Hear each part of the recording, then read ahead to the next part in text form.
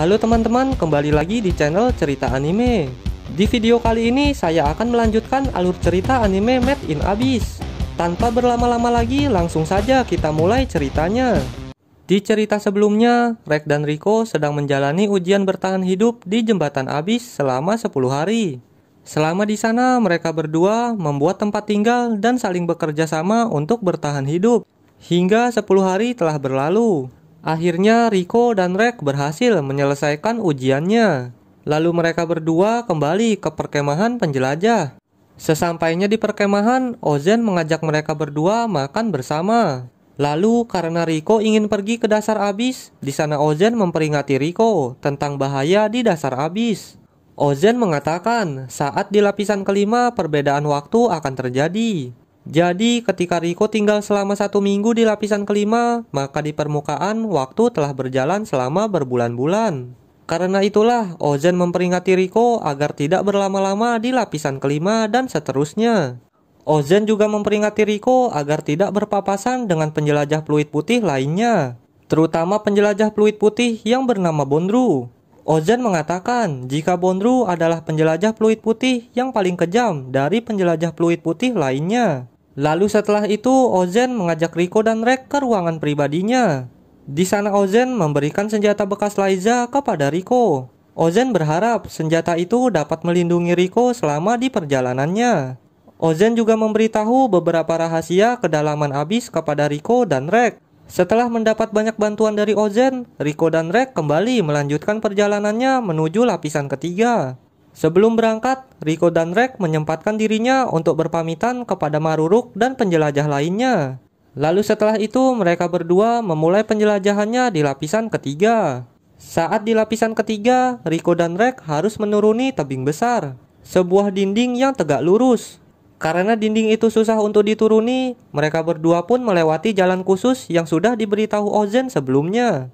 Saat menyusuri jalan itu, Riko secara tidak sengaja menginjak kotoran binatang. Dan ternyata tempat itu adalah sarang binatang Madokajak, binatang purba pemakan daging. Lalu karena Riko terancam, Rek pun menembakkan meriam apinya dan berhasil membunuh hewan itu.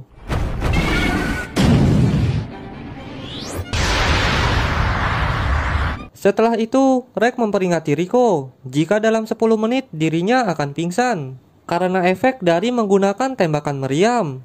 Karena itulah, Rek menyuruh Riko untuk bersembunyi sampai dirinya sadar. Namun sialnya tiba-tiba saja datang perut merah. Riko dan Rek pun berlari mencari tempat berlindung. Di sisi lain perut merah terus mengejarnya. Beruntung Riko menemukan sebuah gua, sehingga perut merah pun tidak bisa mengejarnya lagi. Lalu di sana, Rek berpesan untuk tetap diam di gua itu sampai dirinya bangun dari pingsannya. Tetapi Riko anak yang keras kepala. Riko tidak memperdulikan perkataan Rek dan tetap melanjutkan perjalanannya. Lalu saat mencari jalan keluar dari gua, Riko malah bertemu dengan tumbuhan Amakagame. Lalu tumbuhan itu pun memangsa Riko dan Rek. Saat berada di dalam perut Amakagame, Riko mencari cara untuk keluar dari sana. Lalu Riko pun berinisiatif menggunakan pisaunya dan merobek perut tumbuhan itu. Setelah berhasil selamat, Riko kembali mencari jalan keluar dari gua itu. Dan pada akhirnya Riko pun menemukan jalan keluar. Namun rintangan tidak berhenti sampai di sana. Setelah keluar dari gua, Riko menemukan jalan yang menanjak. Melihat jalanan itu membuat Riko takut karena jalanan yang menanjak bisa membuat dirinya terkena tekanan Abyss. Namun hal itu tidak membuat Riko menyerah. Riko pun menanjak sedikit demi sedikit. Setiap tanjakan yang dilaluinya membuatnya sakit kepala dan muntah. Namun Riko menahan semua rasa sakit itu, sehingga Riko pun berhasil menaiki tanjakan itu. Tak lama setelah itu, Rek bangun dari pingsannya. Lalu mereka berdua kembali melanjutkan perjalanannya bersama-sama. Hingga sampailah mereka di kedalaman 6.750 meter awal dari lapisan keempat. Di sana mereka menemukan cawan raksasa. Saat melihatnya dari dekat, cawan itu berisi air panas. Di sana Riko mengagumi keindahan cawan-cawan itu.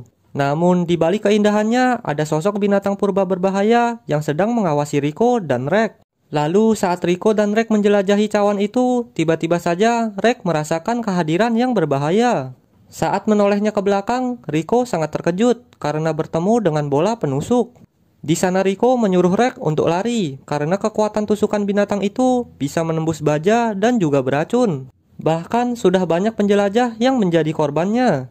Rek pun mencoba kabur, namun perbuatannya itu sia-sia.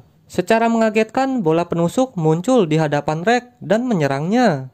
Karena terdesak, Rek pun mencoba untuk bertahan menggunakan senjata payung sisik.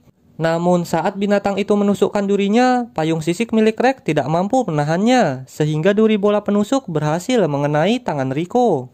Riko merasa jika racun bola penusuk telah mengalir di dalam tubuhnya. Rek yang melihat kejadian itu membuatnya panik dan hilang akal. Di sana Rek pun mencari cara untuk menyelamatkan Riko. Lalu karena sudah sangat terdesak, Rek memutuskan untuk membawa Riko kabur ke tempat yang lebih tinggi. Namun Rek khawatir jika menaiki tempat yang lebih tinggi, Riko akan terkena tekanan abis lapisan keempat. Karena tidak ada pilihan lain, Rek pun memberanikan dirinya untuk membawa Riko ke cawan yang lebih tinggi. Lalu setelah berhasil kabur, Rek membaringkan Riko. Beberapa saat setelah itu, efek tekanan abis mulai dirasakan oleh Riko. Awalnya mata Riko mengalami pendarahan, lalu pendarahannya menyebar ke seluruh tubuhnya. Luka yang ada di tangannya juga menjadi semakin parah dan membengkak.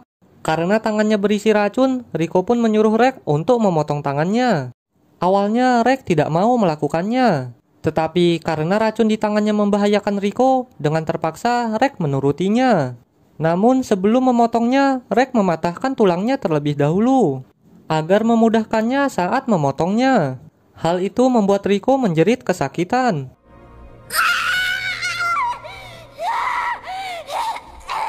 Lalu setelah Riko sedikit tenang, Rek kembali melanjutkannya. Namun tiba-tiba saja Riko berhenti bernafas.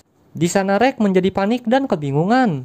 Lalu tiba-tiba saja muncul seseorang yang berniat membantu Rek. Dia bernama Nanachi. Di sana Nanachi menyuruh Rek untuk membuat nafas buatan.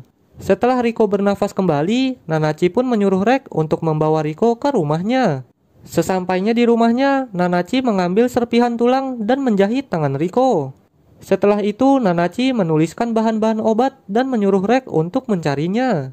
Di sana Rek langsung bergegas dan mencari semua bahan yang diperintahkan. Singkat cerita, setelah mendapatkan semua bahan yang diperlukan, Nanachi memulai pengobatan Riko. Di sana Nanachi menempelkan jamur-jamur parasit untuk mengobati tangan Riko dan menyelamatkannya dari pembusukan. Setelah selesai mengobati Riko, di sana Nanachi memperkenalkan dirinya. Dia adalah seorang roh terkutuk dan tinggal bersama temannya yang bernama Miti. Dulunya Nanachi adalah seorang anak yatim piatu. Lalu suatu hari, Bondru, seorang penjelajah fluid putih, mengajak Nanachi dan teman-temannya menjelajahi dasar abis bersamanya. Para anak-anak yang ingin memiliki kehidupan yang lebih baik mengikuti ajakan Bondru, termasuk Nanachi. Lalu Nanachi dan anak-anak lainnya dikumpulkan di kota Ord. Lalu dari sana mereka menaiki gondola menuju kedalaman 13.000 meter lapisan kelima. Di dalam gondola, Nanachi bertemu dengan anak perempuan bernama Miti. Sejak hari itulah Nanachi dan Miti menjadi teman dekat. Lalu sesampainya di lapisan kelima, Nanachi dan anak-anak lainnya tinggal di markas Bondru.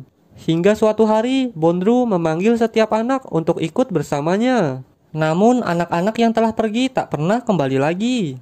Hingga sampailah giliran Miti yang dipanggil oleh Bondru.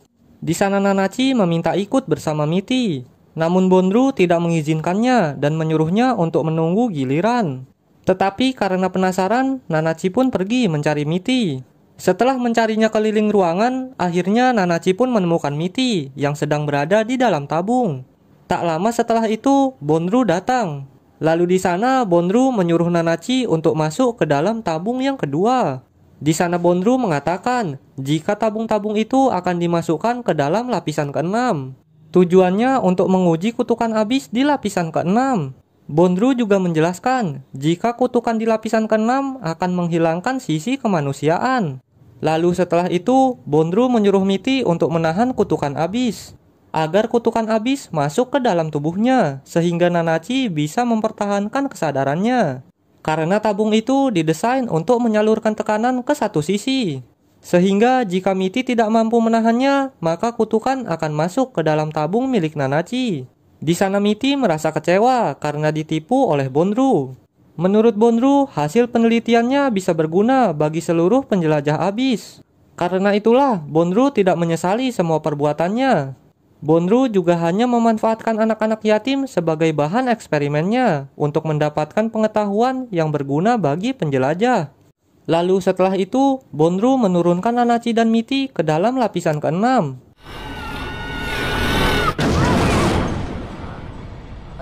Setelah sampai di dasar lapisan ke-6, Bondru menaikkan tabung itu. Tekanan naik di lapisan ke-6 perlahan-lahan membuat tubuh Mitty berubah menjadi roh terkutuk.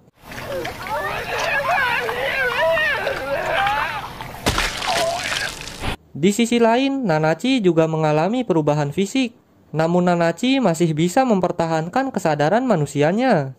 Lalu setelah sampai di permukaan, Bondru kagum dengan Nanachi karena bisa mempertahankan kesadaran manusianya. Singkat cerita, beberapa hari setelahnya, Bondru memberitahu Nanachi jika Mitty telah berubah menjadi makhluk abadi yang tidak bisa mati. Bahkan Bondru sudah menghancurkan tubuh Mitty hingga berkali-kali. Mendengar itu membuat Nanachi semakin sedih dengan kondisi Mitty, karena Mitty akan hidup menderita selama-lamanya. Lalu karena sudah kesal dengan sikap Bondru, Nanachi memutuskan untuk kabur bersama Mitty. Berbagai cara telah dilakukan Nanachi untuk membunuh Mitty, agar Mitty tidak hidup menderita. Namun semua usahanya itu berakhir sia-sia. Usahanya itu justru malah semakin membuat Mitty menderita. Setelah menceritakan masa lalunya, Nanachi mengajak Rek makan bersama. Lalu esok harinya, Rek bersama Nanachi berkeliling area cawan raksasa untuk mencari bola penusuk. Di sana Nanachi hanya mengawasi Rek dari kejauhan sambil memberinya instruksi melalui artefak. Lalu tiba-tiba saja terdengar suara fluid dari kejauhan. Rek pun langsung bergegas mencari asal suara itu. Dan ternyata suara itu berasal dari fluid penjelajah yang sedang meminta pertolongan karena diserang oleh bola penusuk. Dengan sigap, Rek langsung menolong penjelajah itu. Di sana Rek bertarung sambil mengikuti instruksi dari Nanachi. Singkat cerita, Rek berhasil memojokkan bola penusuk. Lalu sebagai serangan terakhirnya, Rek menggunakan meriamnya. Namun sayangnya tembakan meriam itu meleset. Bola penusuk pun berhasil kabur. Di sisi lain, Nanachi yang melihat kekuatan meriam Rek sangat terkejut. Karena kekuatan meriam milik Rek bisa digunakan untuk membunuh Mitty. Lalu setelah Rek kembali, Nanachi meminta kepada Rek untuk membunuh Mitty menggunakan meriamnya. Karena permintaan itu sangat berat, Rek pun meminta waktu untuk memikirkannya. Lalu setelah beberapa hari memikirkannya, Rek menerima permintaan Nanachi. Di sana Nanachi menjelaskan, dengan membunuh Mitty dapat membebaskannya dari penderitaan. Lalu esok harinya, Nanachi menyiapkan tempat peristirahatan terakhir untuk Mitty. Namun sebelum mengeksekusinya, Nanachi mengucapkan salam perpisahan dan berharap agar bisa bertemu kembali di lain tempat. Lalu setelah itu Nanachi menyuruh Rek untuk mengeksekusinya. Rek pun langsung menyiapkan meriamnya dan menembakkannya. Tembakan Rek berhasil memusnahkan tubuh Mitty hingga tak bersisa. Setelah menggunakan meriamnya seperti biasa, Rek akan mengalami pingsan. Singkat cerita, setelah 2 jam, Rek kembali sadar. Saat bangun, Rek melihat jika Riko sudah sembuh dan sudah bisa beraktivitas kembali. Namun tangan Riko masih belum bisa bergerak. Karena itulah, Rek memutuskan untuk menunda perjalanannya dan menunggunya hingga sembuh. Singkat cerita, beberapa hari telah berlalu. Akhirnya tangan Riko sudah membaik. Lalu Nanachi mengambil jamur-jamur parasit dari tangan Riko. Setelah tangan Riko sudah sembuh, di sana Nanachi membuatkan alat bantu untuk melatih kekuatan tangannya. Lalu setelah itu, Riko memutuskan untuk melanjutkan perjalanannya. Di sana Riko mengajak Nanachi untuk ikut menjelajahi abis bersamanya. Nanachi pun menerima ajakan Riko. Lalu mereka menyiapkan berbagai perlengkapan untuk menjelajah. Mulai dari obat-obatan, alat menjelajah, dan peralatan lainnya. Setelah semua perlengkapan sudah siap, Riko, Rek, dan Nanachi memulai penjelajahan mereka. Namun sebelum pergi, Riko menuliskan beberapa pesan untuk dikirim ke teman-temannya yang berada di panti asuhan. Riko menggunakan balon udara untuk mengirimnya. Balon itu terus terbang melewati berbagai lapisan, hingga sampailah balon itu di permukaan. Secara kebetulan balon itu ditemukan oleh Shigi dan Nat yang sedang mencari artefak di lapisan pertama. Lalu mereka pun membawa pesan itu ke panti asuhan. Dan alur cerita anime Made in Abyss selesai sampai di sini. Untuk kelanjutannya kalian bisa menonton movie-nya yang berjudul Made in Abyss Fukaki Tamashii no Reimei. Lalu dilanjutkan dengan season 2-nya yang akan rilis di bulan Juli tahun ini. Oke, mungkin sampai di sini saja video saya kali ini. Mohon maaf apabila ada kesalahan dalam penyebutan nama karakter. Terima kasih sudah menonton sampai selesai. Sampai jumpa di video selanjutnya.